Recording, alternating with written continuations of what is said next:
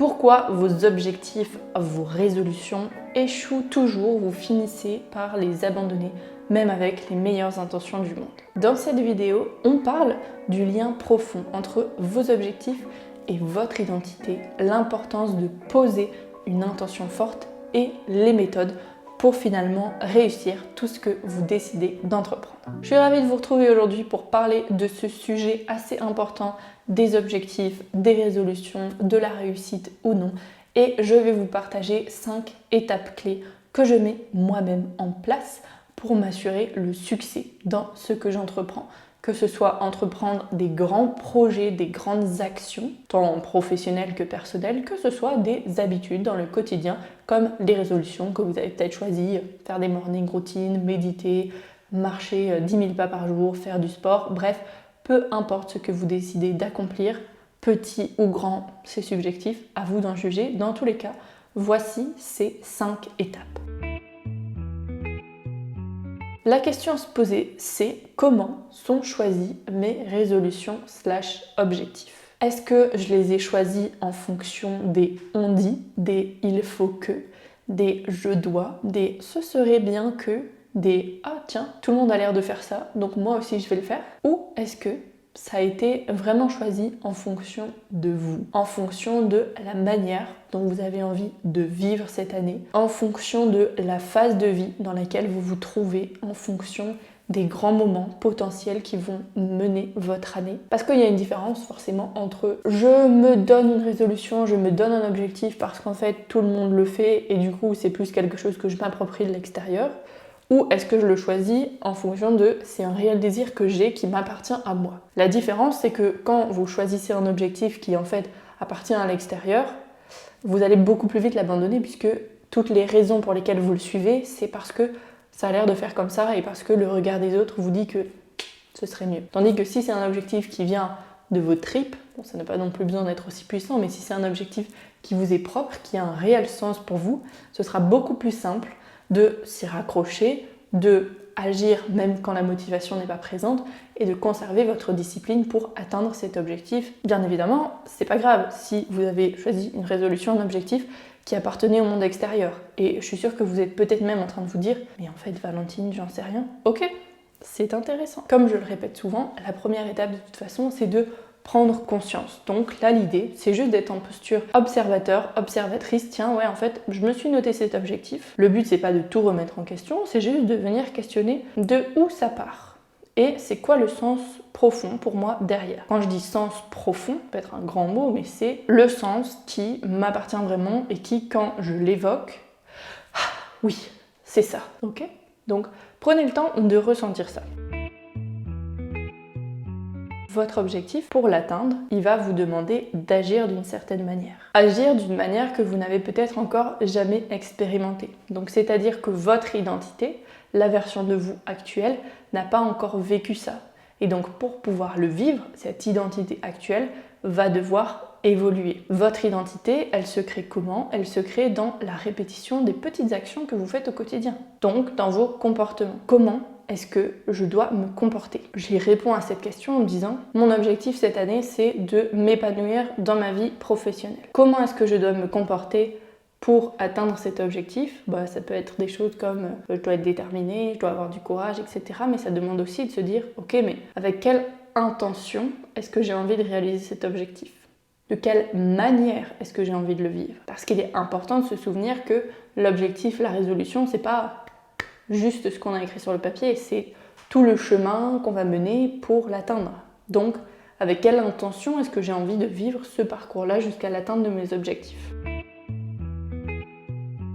La réussite dépend donc de mon identité et de quelle personne est-ce que je vais être pour atteindre ceci. Vous pouvez donc vous demander clairement qui est-ce que j'ai besoin d'être pour atteindre cet objectif. Et deuxième question, qu'est-ce qui m'assure la réussite de cet objectif? Essayez de vous baser sur vous-même. Qu'est-ce qui m'assure à propos de moi? Quelles sont les certitudes que j'ai à propos de moi, de mes comportements, de mes compétences, de mes forces, de mes talents? Qu'est-ce qui m'assure à l'intérieur de moi que je vais atteindre cet objectif. Je vous montre tout de suite un exemple que j'ai fait moi-même de 2 feuilles que j'ai accrochées ici. On va parler d'abord de celle-ci.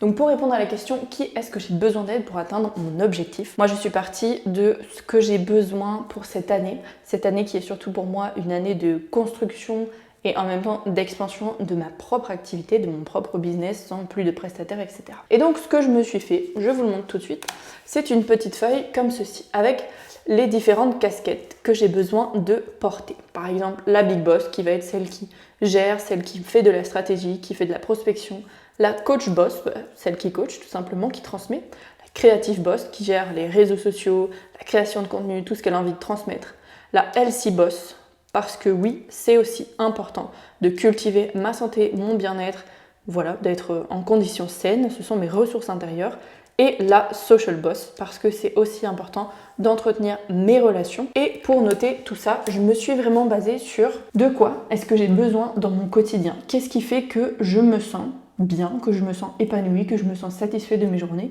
J'ai besoin de nourrir tout ça dans ma semaine pour que ce soit le cas. Par exemple, celle qui s'est le plus vue pour moi en 2024 à différents moments, c'est le côté social boss. Quand il n'est pas honoré et surtout honoré avec intention, je me sens complètement perdue, j'ai des grosses phases de doute, de remise en question. Pourquoi ? Parce que je suis dans l'isolement plutôt qu'être dans la collectivité. Bien évidemment, c'est important d'avoir des moments seuls et j'adore passer du temps seul, mais quand je passe trop de temps seul, je finis par m'enfermer dans mon esprit et ça me pourrit. Donc, importance de valoriser ceci, ainsi que le sport. Et vous pouvez voir donc que, en fait, pour chaque, j'ai noté Big Boss. Ok, qu'est-ce qui représente la Big Boss ? La détermination, la concentration, l'audace, la patience, la vision, l'ambition, la confiance. Affirmation positive, elle garde le cap et nous embarque. Elle a une vision long terme, elle avance coûte que coûte, elle est audacieuse et rigoureuse. Coach boss, détachement, écoute, challenge. Elle n'est pas là pour plaire, pour servir. Elle empower. Creative boss, elle est connectée à elle. Dans l'ouverture, dans l'intuition, dans la culture. Elle est au service de son message et l'incarne. Healthy boss, elle a de la rigueur. Connexion et amour de soi, vision long terme, yang et yin. Corps, esprit, âme égale allié harmonieux. Social boss, un environnement porteur. Elle veut être vulnérable, elle se recharge. Elle sait que les relations sont importantes pour grandir. Elle a confiance, elle est curieuse, elle ose se montrer. Tout ça, ce sont des choses que vous aussi, vous pouvez écrire à propos de vous-même. Qui est-ce que j'ai besoin d'être pour atteindre cet objectif ? J'ai besoin d'être déterminée, de faire ceci, de faire ça. Et mes affirmations positives. Et pour moi, le fait de le noter à la 3e personne, ça me permet de le voir comme une casquette que j'enfile. Comme, ok, je vais incarner en fait ce personnage. Comme si vous étiez finalement dans un jeu vidéo. Aujourd'hui, je veux, enfin en tout cas à ce moment, je suis la creative boss et coach boss en même temps, pendant que je vous fais cette vidéo. Très bien, voilà les casquettes, je sais que elle est au service de son message et elle incarne, très bien, c'est ce personnage que j'incarne moi-même.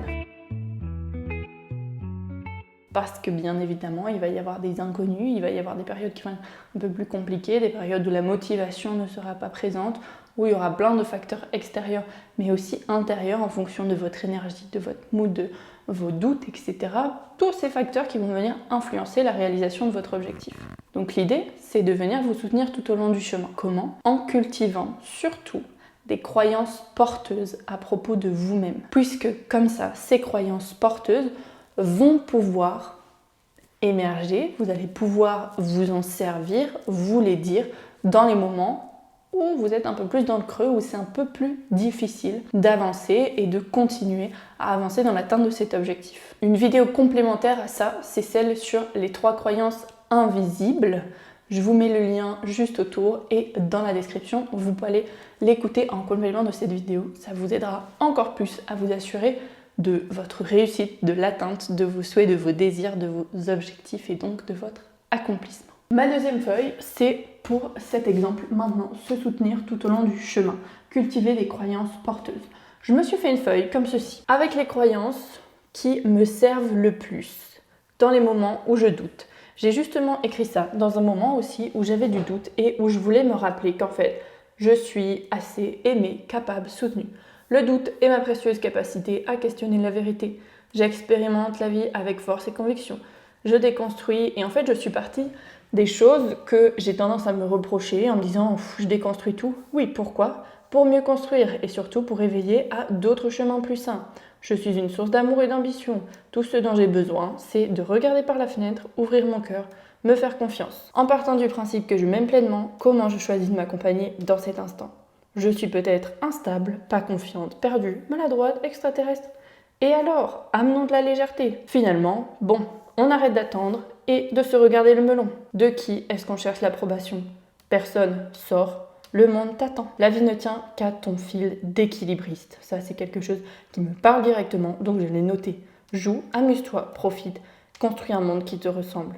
Je te souhaite de t'assumer pleinement. Go do your shit. Ça veut dire aussi, on arrête de se raconter de la merde maintenant et on y va. Donc tout ça, c'est quelque chose que moi je me suis composé parce que je sais que ça me fait du bien à moi et que ça me parle à moi. J'ai décidé de l'afficher juste là, en face de mon bureau, pour pouvoir le relire aussi souvent que possible, me sentir soutenue par moi-même.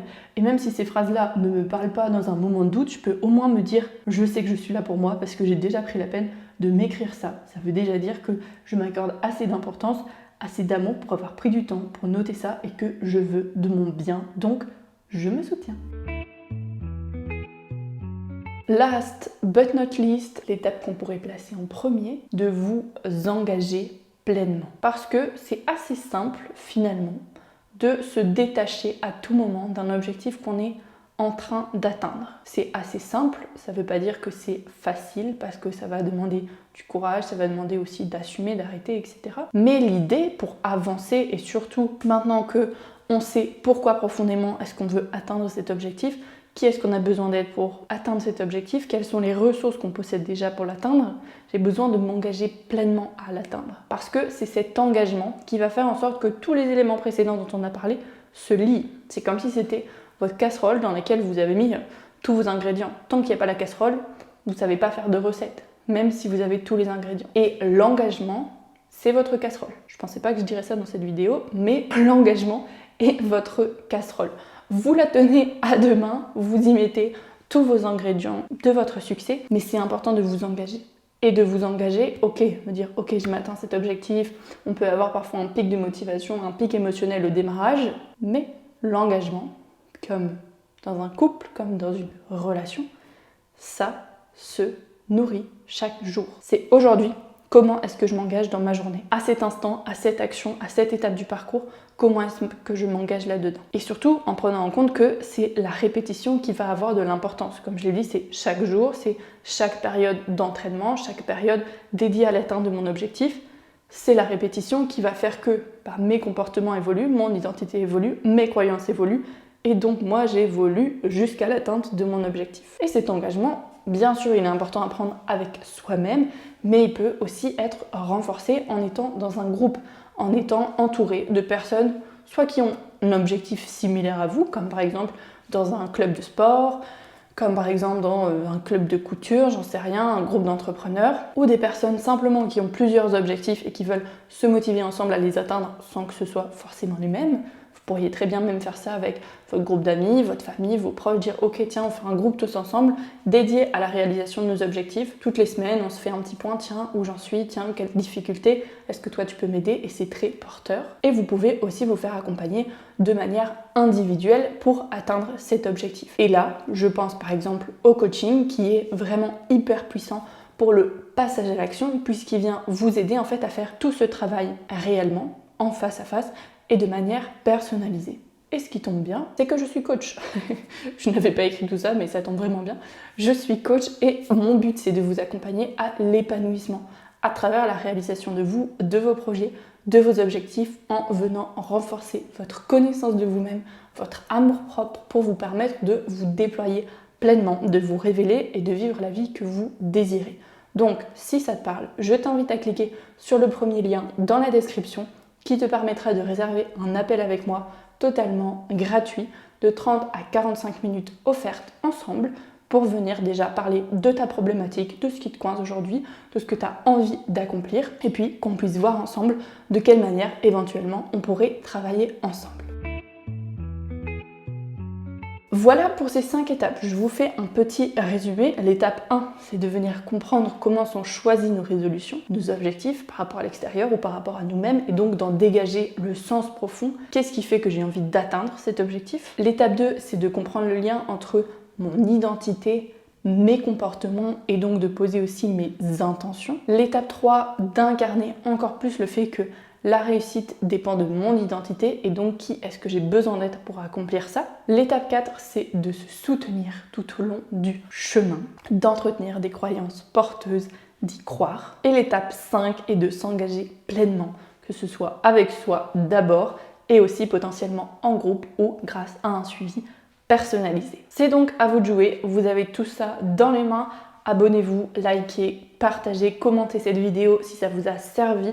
Dites-moi dans les commentaires ce que vous en retenez, avec quoi vous repartez et à quoi vous vous engagez. Et nous on se retrouve très bientôt pour une prochaine vidéo. Prenez bien soin de vous. Ciao!